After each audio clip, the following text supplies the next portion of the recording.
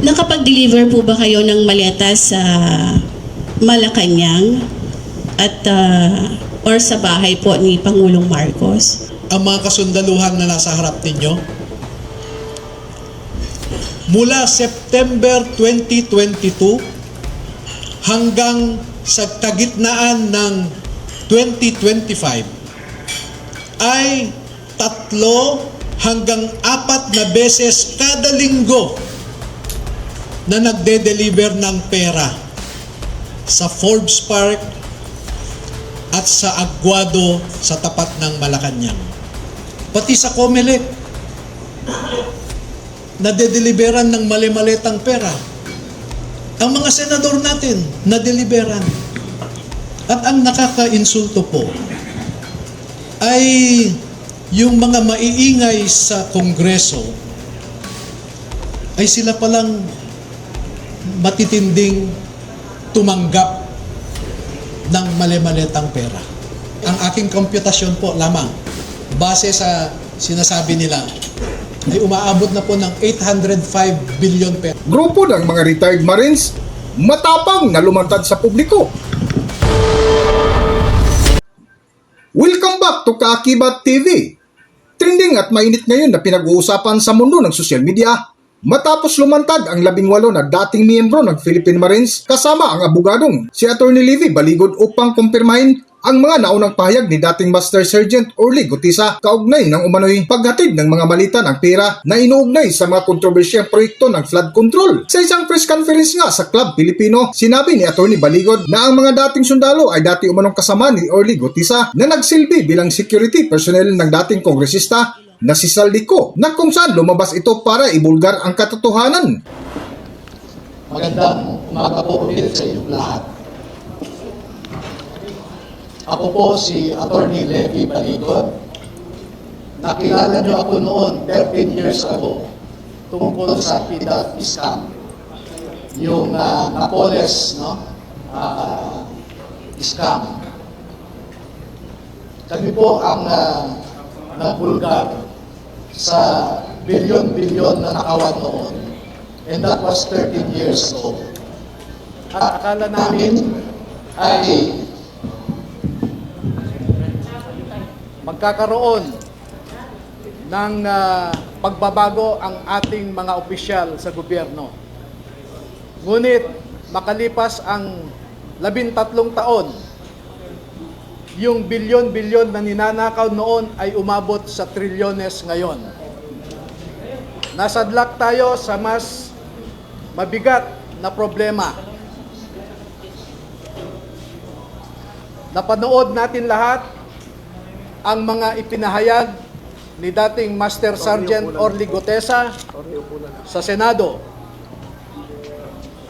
At nakita natin kung paano trinato ang isang taong nagnanais lamang na ibahagi sa ating sambayanan ang kanyang nalalaman tungkol sa pagnanakaw sa kaban ng bayan. Nakita rin natin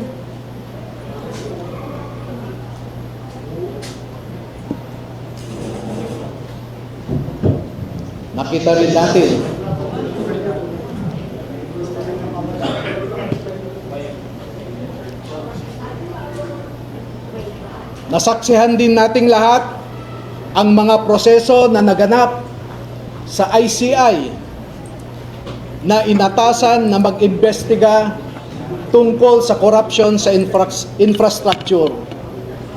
Ngunit alam nating lahat na imbes na mag-imbestiga ang ICI ay pinagtakpan ang totoong mga salarin sa pagnanakaw.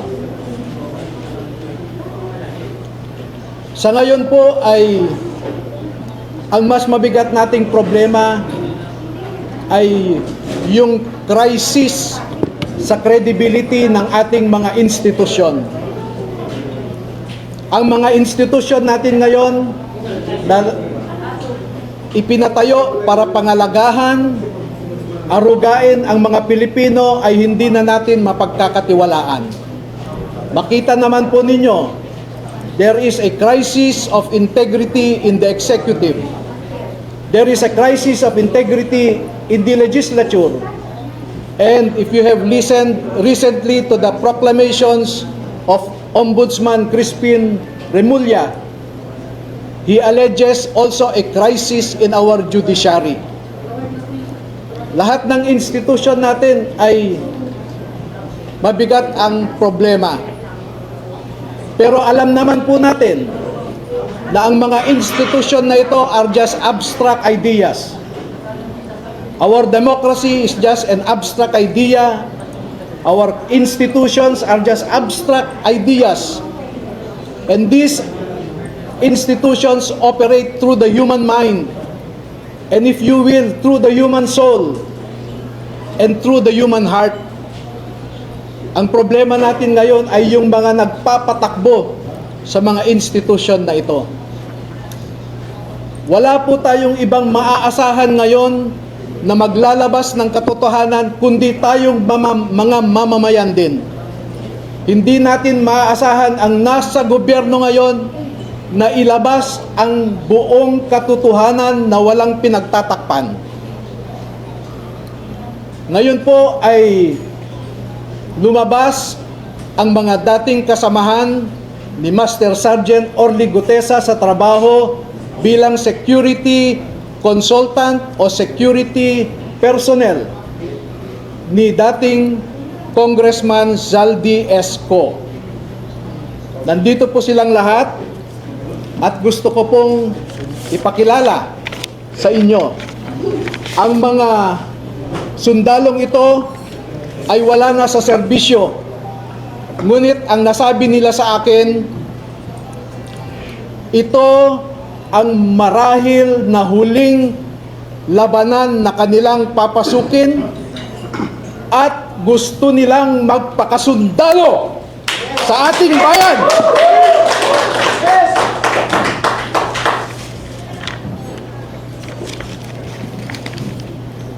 Tinatawag ko po ang isang magiting na Pilipino, si Bernard Tube. Opo. Si Ross, tumatanda na po. Si Rosbert Waupan. Si Benny Bulontate. Si Johnny Budwan. Si Rodante Orbillo. Rainy Boy Julian. Christopher Esquivel. George Villalon Jr.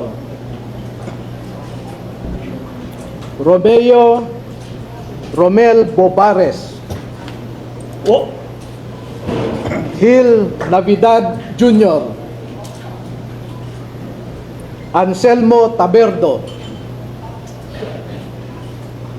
Walter Manalansan.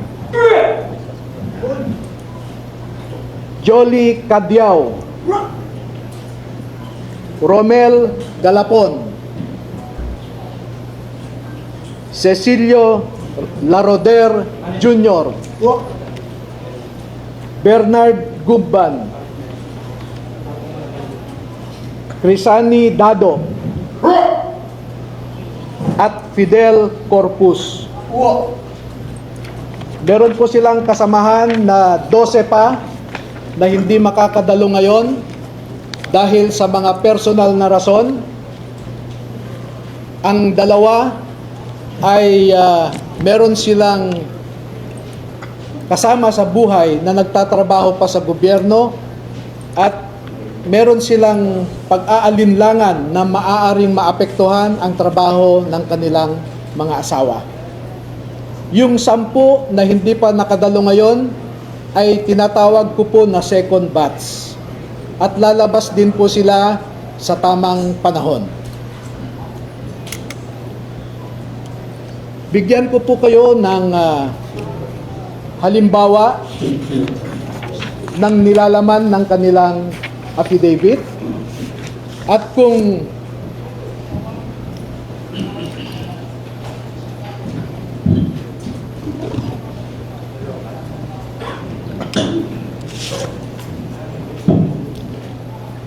ang proseso po kung paano ninakaw ang pera sa kabad ng bayan ay pwede nating ilarawan sa prosesong ito. Marami pong contractors sa buong Pilipinas na napromesahan ng proyekto at Sa patuloy nga ng unang yugto, sa ibinahagi ni Atty. Levi Baligod ay ipinakita nito kung paano inihanda at kung saan inihatid ng mga retired Marines ang bulto-bulto at mali-malitang pera na kanilang inihanda. hindi pa nila nakukuha ang kontrata ay nag-uumpisa na silang mag-remit kay Ginoong Saldico doon sa kanyang bahay sa Valle Verde Phase 6 sa Pasig City. At daan-daan na maleta ng pera ang dumarating doon.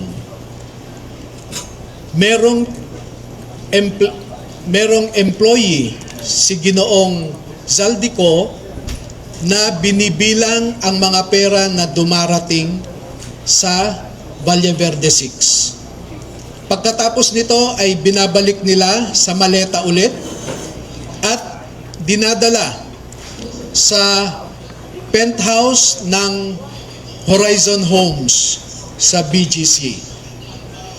At mula sa Horizon Homes, doon na manggagaling ang ibinibigay sa iba't ibang mga politiko at mga personalidad sa ating lipunan.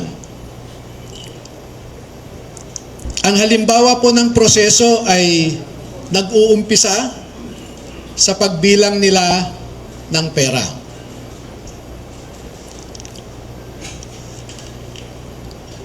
Ang susunod po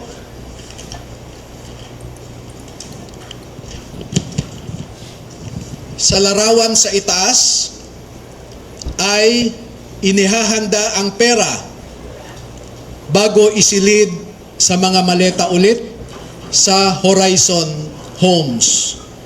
At yung larawan sa ibaba ay isang halimbawa ng pag-deliver ng pera sa bahay ng isang mambabatas.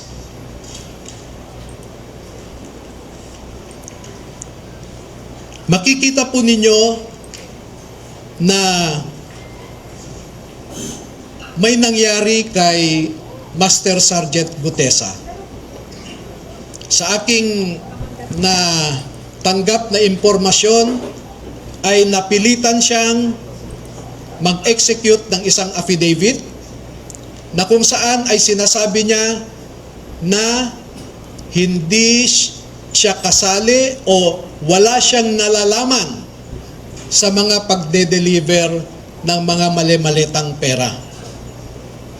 Pero makikita po ninyo dito na siya mismo ay kasama sa pagde-deliver ng pera. Kaya naaawa po ako ngayon sa sitwasyon ni Master Sergeant Gutesa dahil ginawa siyang sinungaling.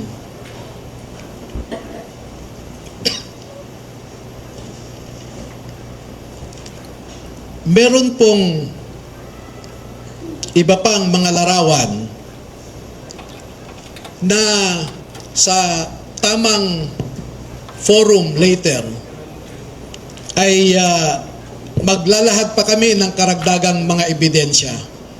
Pero ang pagde-deliver nila ng pera ay gumagamit ng eroplano,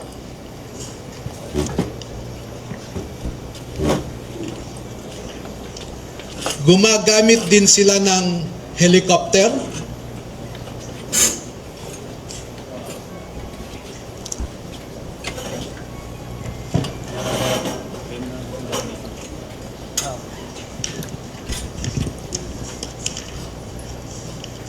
at ganito po ang mga dinideliver sa mga bahay ng ilang mga mambabatas.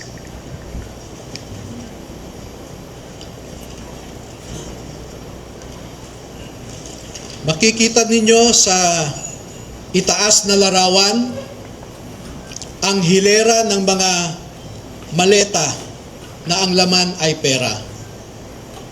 At parte lamang ito ng isang delivery na sa panahon na ito ay 52 na maleta ito.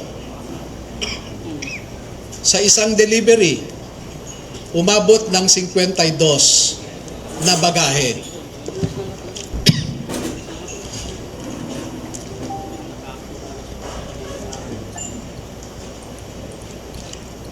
Makikita rin po ninyo na ang ating mga ebidensya ay minsan kinukuhanan ang buong bahay ng mambabatas, buong bahay ng mga ilang nasa media, yung tinatawag nating mga media operators.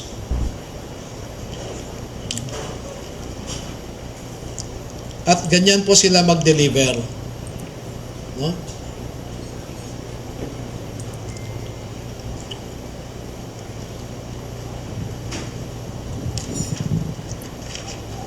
Makikita po ninyo sa ibabang larawan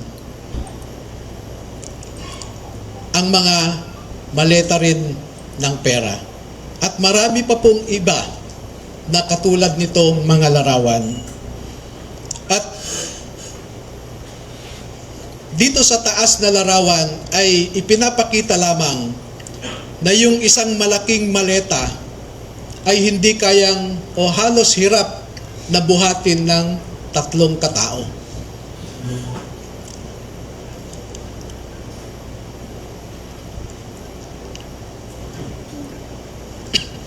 Ngayon po ay merong pangalawang aspeto ng affidavit ng ating mga magigiting na Pilipino na nasa harap natin ngayon. Meron silang mahalagang napansin, na obserbahan, at alam sa kanilang personal na pananaw dahil nasali sila sa isang importanteng operasyon. Ito po ay patungkol sa nangyaring operasyon ng ICC. This one? Nasangkot po or nasali ang mga sundalo natin sa ginawang operasyon ng ICC investigators sa Pilipinas. Unang dumating ang mga ICC investigators sa Pilipinas noong December 2028. December of 2023. At bago mag-December 2023 ay inutusan sila na magpapalit ng peso to dollars. 2 maleta na ang bawat maleta ay may nilalaman na 56 million pesos. Kaya nakapagpalit sila ng equivalent to $2 million. At ang sabi ng mga executive assistants ni Ginoong Saldico ay pinaghahandaan daw nila ang pagdating ng foreigners. At kalaunan ay nakilala ng mga ito na ang foreigners na binabanggit ay mga ICC investigators. At nakapaloob dito na ang ginawa nila ay mag-interview ng mga witnesses na ipinapaarating sa kanila ni Sunny Trillanes. Wala silang ibang in-interview na mga witnesses kundi ang mga tao lamang na pinapadala ni Sunny Trillanes. At ibinigay kay Sunny Trillanes ang pondo para sa pag-asikaso sa mga ICC investigators na ito. Kaya naman po lahat ng sasakyan na ginamit, lahat ng hotel accommodations ay sinagot ni Saldico at saka ni Sunny Trillanes. Napansin din po nila na lahat ng mga pag-interview ng ICC investigators ay sa mga pribadong lugar. Wala man lang government office. At makikita po ninyo ang madalas na pag-deliver nila ng mali-maleta at minsan mga paper bags naman na mga pera patungo sa mga nag-aalaga sa ICC investigators. Lahat ng pagkain nila, lahat ng ginamit nilang sasakyan, lahat ng hotel, lahat ng mga condominium units ay sinagot ng grupo ni Sunny Trillanes at saka ni Saldico. At bilang isang abogado po ay nababahala ako dito. Dahil ang sarili kong konklusyon na hindi naman nilahad ng mga sundalo na ito dito sa affidavit nila. Pero bilang isang abogado ay nakikita ko ang isang mabigat na suliranin ng isang third world country na katulad natin na siya lamang pinag-iinitan ng mga ICC. Hindi nila kayang ipatupad ang kanilang orders sa mga mayayaman na bansa. Tanging third world countries lang. At ito ang aking obserbasyon. Una, ang ICC investigators did not conduct a bona fide investigation in the Philippines because they only interviewed people sent to them by Sunny Trillanes. Nakapasok din sila sa bilibid prisons para kausapin ang tatlong nasentensyahan sa pagpatay kay Kian de los Santos. Meron din silang kinausap na mga di umano ay EJK victims' families sa bahay kalinga ni Father Flavie Villanueva. At lahat ng gastos ni Father Flavie Villanueva ay sagot ni Saldico. Number 2, dahil December 2023 lang unang pumunta ang ICC investigators sa Pilipinas, ay hindi nakakaduda that the ICC investigators manufactured the existence of ICC jurisdiction in the Philippines because the residual jurisdiction of ICC ended in March of 2019 or 1 year after the Philippines deposited its articles of withdrawal in the United Nations.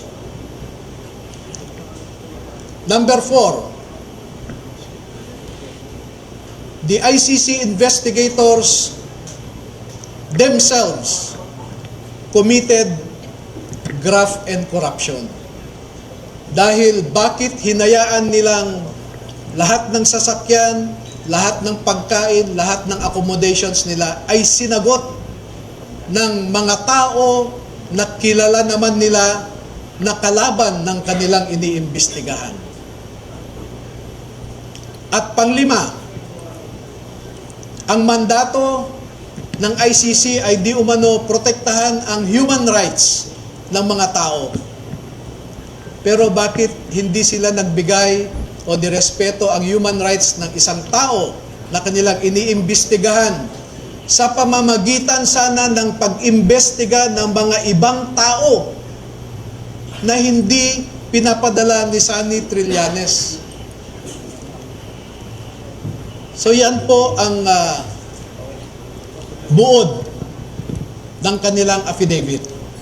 At una ko nang ipaalam sa inyo na bago po kami magbigay ng buong kopya sa inyong lahat, ay pahintulutan muna ninyo kami na isumite ito sa Office of the Ombudsman para makita natin kung umaandar pa ang sistema sa Office of the Ombudsman. Dahil isa ang ngayong ombudsman natin na binanggit dito sa affidavit.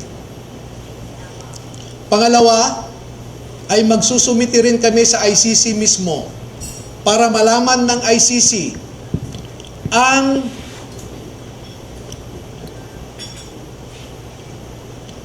so that ICC will know how the ICC investigators conducted themselves in the Philippines. At panghuli ay magbibigay kami ng kopya sa lahat ng embahada ng mga bansa na kasapi sa ICC para malaman nila kung paano gumalaw ang ICC. Alam naman natin na bawat bansang miyembro dyan ay nagko-contribute sa ICC. Pero katulad ng kino-contribute nila, ang mga litrato na naipakita ko sa inyo ay makikita ninyo kung saan pumupunta ang ating mga buwis. Now you know where our taxes go. Now you know at least where our taxes went. Maraming salamat po at magpapaunlak po kami ng katanungan at kung maaari ay 10 lamang. Kasi alam nyo po, sa ngayon ay meron nang nakaabang sa labas na handang manakit o manakot sa ating mga sundalo. At sa nakalipas na 2 araw lamang, ay umigting ang paghahanap ng isang grupo sa kanila na pinangungunahan di umano ng isang tinatawag nilang MC. Initial yon, MC. Hindi ko po alam hanggang ngayon, inaalam ko kung sino yung MC na sinasabi nila. Pero meron siyang inutusan na nasa gobyerno pa at mataas ang rangko sa ating kapulisan para ipatupad ang kanilang gustong mangyari na hindi matuloy ang paglabas ng ating mga kasundaluhan sa katotohanan. At panghuli po, meron akong isang pakiusap sa ating armed forces at saka sa Philippine Marine Corps. Ang mga nasa likod po ninyo ay nagserbisyo sa ating bayan at nandito sila hindi dahil sa politika. Hindi po sila nagsasabi ng anumang mga bagay na magdadagdag pa sa init ng kasalukuyang politika na pinagdadaanan ng ating bansa. Bagkus ay gusto nilang makaambag na iangat ang imahe ng ating mga institusyon katulad ng Philippine Marine Corps na lumalaban sa kalaban ng Estado. Pero kung susuriin ninyong mabuti, ay ang kalaban natin ay ang mga nasa matataas na pwesto sa gobyerno. Do not restrain them from sharing to our people the truth that they know. Because alam nating lahat, ang katotohanan lamang ang magpapalakas ng ating republika. Kung lumalaban tayo sa mga grupo na gustong sirain ang ating democratic institutions, katulad ng mga NPA, mga Muslim secessionists, ang isa pong kalaban natin na totoo ay ang mga nagnanakaw ng pera na para sana sa mga tao. Tayo po ay nagpapakapagod para lang may hain tayong pagkain sa ating mga pamilya. Pero sila po ay nagpapakapagod kung paano gastahin ang perang ninakaw nila sa atin. Maraming salamat po.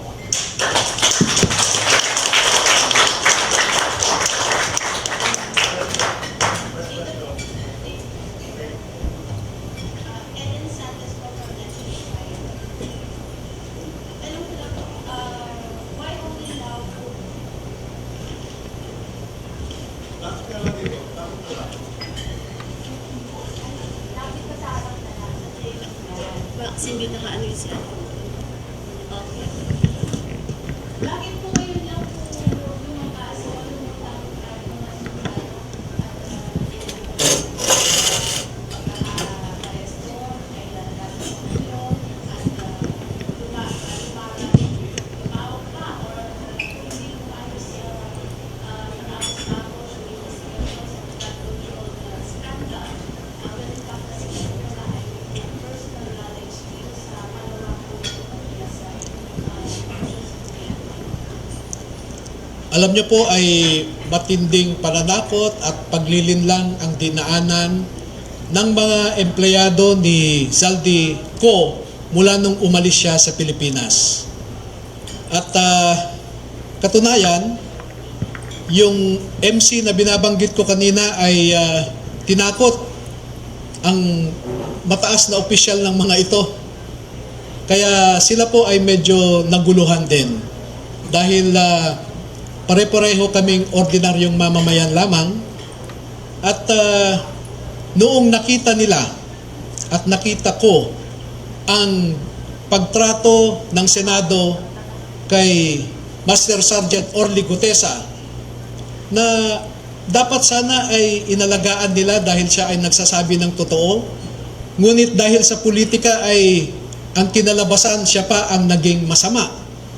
At katulad ng sabi ko, makikita po ninyo na yung mga nagnanais na mapagtakpan ang katotohanan ay pinilit nila si Saldico na mag-execute ng isang affidavit na nagsasabing pinilit lang siya ni Senator Marcoleta, pinilit lang daw siya ni dating Secretary Mike Defensor,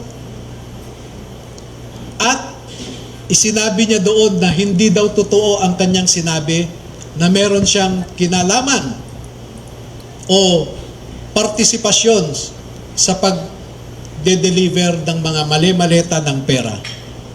Pero ipinakita po namin sa inyo ang isang larawan na kung saan nandoon si Master Sergeant Gutesa nakasama sa pagde-deliver ng pera. Pero gusto kong iliwanagin din na si Master Sergeant Gutesa ay na-assign sa isang media operator ni Saldico.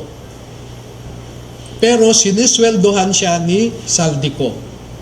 At di kalaunan ay dahil kulang ang tao sa pagde-deliver, kinuha si Master Sergeant Gutesa at 2 linggo lamang siyang nasama sa pagde-deliver. Dugto nga sa ibinahaging dokumento ni Atty. Levi Baligod ay binulgar nito kung kailan nagsimula at kailan nagtapos ang delivery ng mali-malitang pera na inihatid ng mga retired baril sa lugar na kanilang hinatiran. Para sa unang bahagi ng kwento, narito ating panoorin ang video.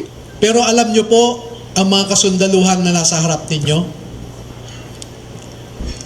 Mula September 2022 hanggang sa kagitnaan ng 2025 ay 3 hanggang 4 na beses kada linggo na nagde-deliver ng pera sa Forbes Park at sa Aguado sa tapat ng Malacanang. Mahigit 100 beses silang nag-deliver at kada delivery ay hindi bumababa sa 20 na maleta. At minsan umaabot nga ito ng 52 na maleta na kinailangan pa nila ang 6 na vans para ma-deliver lamang ang mga maleta na ito. Pwede po ba sumagot kahit yung isa sa kanila? Sure. Para lang po ikwento yung binabanggit nilang pagdi-deliver linggo-linggo, kahit yung isang masasabi po natin na magko-corroborate po dun sa iba namang sinabi ng mga nauna nang nagsalita before sa mga hearings, sa mga investigation po. Sino po sa kanila yung pwedeng magkwento? Alam po natin ng mga Marines, matatapang po yan. Total, humarap na rin naman po kayo, lumantad na. Baka pwede pong mag-share. Buong pangalan po, pakistate lang po, tsaka yung naging personal knowledge sa pag-deliver po ng maleta. Ako po si Rosebert Tuaupan. Nasign ako kay boss since nung na-hired ako sa team niya. Meron kaming group chat na sa team namin kay boss Elizalde ko. Okay. Doon pinopost lahat ng mga kung saan magdi-deliver, kanino, at kung ilang maleta. Yun po. Nakapag-deliver po ba kayo ng maleta sa Malacanang at or sa bahay po ni Pangulong Marcos?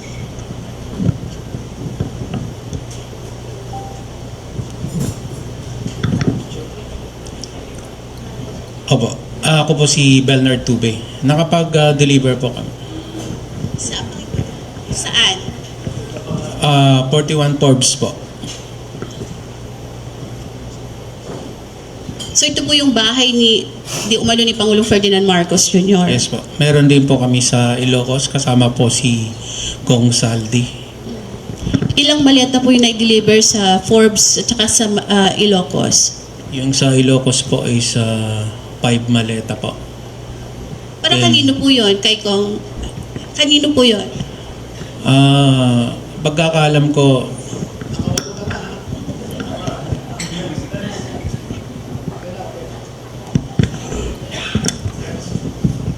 Para maklaro lang, no? Nag-deliver sila sa Ilocos Norte, sa bahay mismo. At sa Paway, sa bahay ni BBM. Ha? Oo. At saka may mga katibayan naman, no?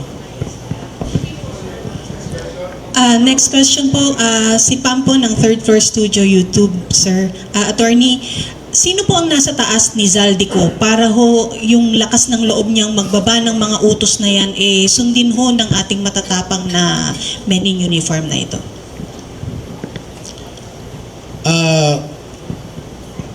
Ako po ay, bago ko sagutin yan, no? Para, I want to put in context my answer and why that is my answer. I am a lawyer, a litigator for 26 years. I deal with facts. I don't speak without basis. I do my homework. Nakita nyo naman noong PDAF scam, nakapag-file ako ng complaints sa DOJ laban sa 14 na senador, 198 na congressmen, at 5 cabinet secretaries. Hanggang dito na lang muna ang ating video at kung nagustuhan nyo, huwag kalimutan mag-subscribe at pindutin nyo na rin ang notification bell para ma-notify kayo sa ating susunod na video. Maraming salamat!